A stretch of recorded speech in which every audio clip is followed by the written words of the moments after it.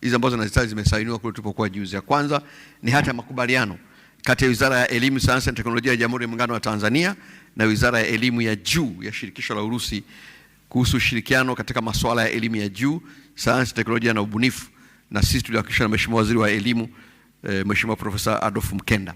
Na hapa ni muhimu sana kwa sababu moja ya makubaliano kwenye hili ni kutambuliwa kwa tuzo zinazotolewa na elimu yetu hapa Tanzania na elimu ya Shirikisho la Urusi.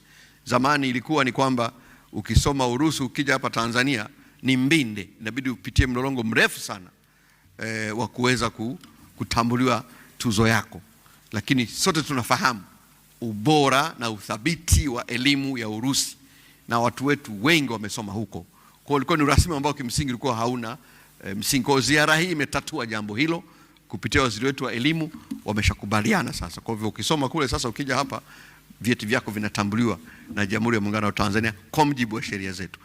Hilo ni tokeo kubwa sana ambalo tunaliona kutoka kwenye ziara hiyo. Ya pili ni mkataba kati ya taasisi yetu ya teknolojia Dar es Salaam, ya Dar es Salaam Institute of Technology, na chuo cha urafiki wa watu wa Urusi katika utekelezaji wa mpango pamoja wa elimu ya shahada ya kwanza kati ya fani ya sayansi ya takwimu na mfumo wa anga.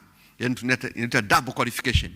Utasoma miaka miwili hapa, utasoma miaka miwili Urusi, unapata shahada ya DIT, unapata na shahada ya chuo kule Urusi. Kwa ukirudi hapa una degree mbili kwa mpigo, unakuwa umeongeza job marketability yako.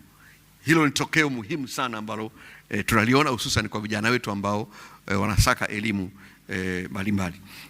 Mkataba huu ulisainiwa kwa niaba yetu na Profesa Preskedis Marikondomba wa chuo chetu cha DIT hapa, ambao ni principal, na kule kwa Urusi alikuwa mkuu wa taasisi ya urafiki wa watu wa Urusi.